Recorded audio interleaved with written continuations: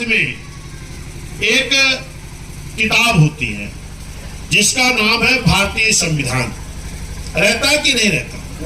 एक हाथ में बाबा साहब के इस देश का संविधान है और दूसरे हाथ से बाबा साहब इशारा करते हैं। क्या इशारा करते जरा बताओ?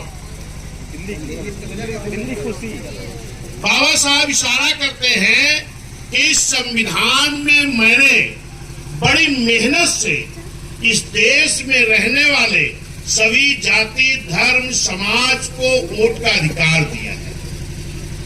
बाबा साहब कह रहे हैं इस संविधान में बड़ी मेहनत से बड़ा संघर्ष करके हमने इस देश में रहने वाले सभी जाति धर्म समाज को वोट का अधिकार दिया हूं, ताकि इस वोट के बल पर इस देश के प्रधानमंत्री की कुर्सी पर बहुजन समाज का कब्जा हो जाए।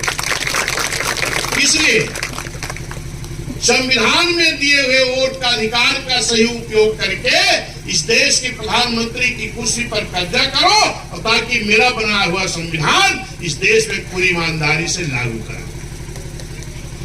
समझ गए कि नहीं? और इस देश में देखा गया है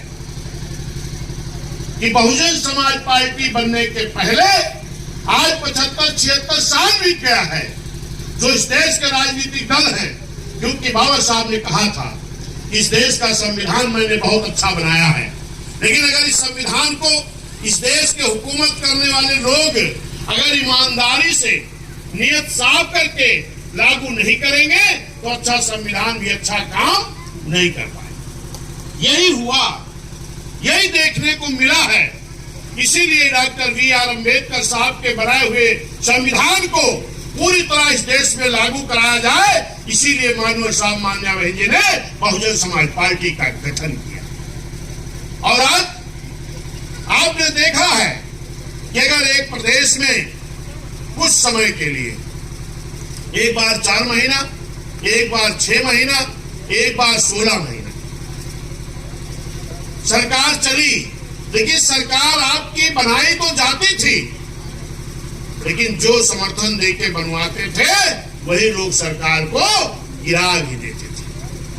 पहली बार 4 महीने की चली सरकार, वो सरकार आपके बहुजन समाज पार्टी को समर्थन लोगों ने इसलिए दिया था कि ये हरवाहे चरवाहे समाज के लोग इस सरकार को चला नहीं पाए।